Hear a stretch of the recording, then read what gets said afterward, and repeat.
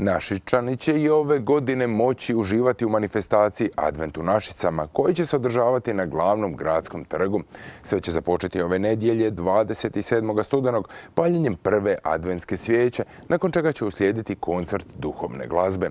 Advent u Našice donosi bogat glazbeno-zabavni program, ali i odličnu gastronomsku ponudu tijekom adventskih vikenda.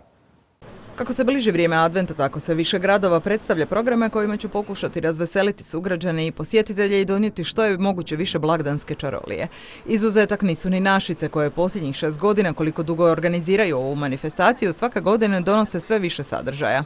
Prošle godine smo napravili jedan odmak veći gdje smo, po uzoru, ja ću reći, na Zagrebački Advent, koji je stvarno jedan od najpoznatijih, ne samo kod nas, nego i u Europi, smo ušli u jednu investiciju u nabavku i kućica, ali i ukrasa, i upotpunili smo i događanja, manifestacije, što smo sve temeljili na organizaciji Povjerenstva za turizam i manifestacije. Na tome ne misle stati. Već ove godine idu korak dalje i žele napraviti Advent za pamćenje.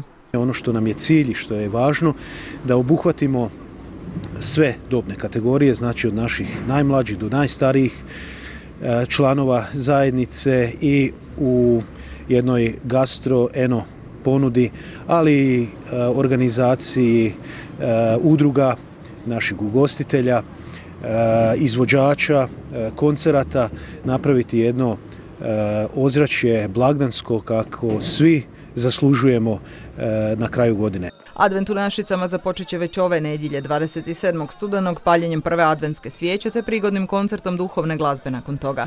Plan je događanja organizirati petkom i subotom, jer iskustva prošlih godina pokazala su da su najposjećenija.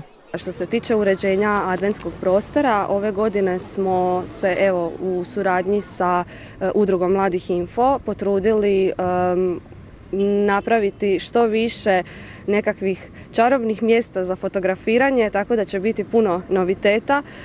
Cilj nam je da te fotografije odu šire i da posjetitelji, kao i prošle godine što smo imali iz ostalih gradova, ne samo naše županije nego i šire, opet dođu da nas posjete, ali naravno i da privučemo nove, da vide kako je zapravo naš mali grad lijep. Poseban naglasak stavlja se na programe koji su usmjereni i namijenjeni djeci. Predstave za djecu gdje će nastupati ponovno kazališta La La Land, imamo kazalište Joza Ivakić Vinkovci i kazalište Šareni svijet. Nakon toga igraonice za djecu, to će biti petkom. Subotom smo organizirali glazbene izvođače, također za svakoga po nešto, i pop-rock glazba i tamburaši, zabavna glazba. Imat ćemo i jedan koncert 23.12. gdje će nam doći Minea. Sve završava na Silvestrovo, dočekom nove godine na kojem će nastupiti Stravijana band.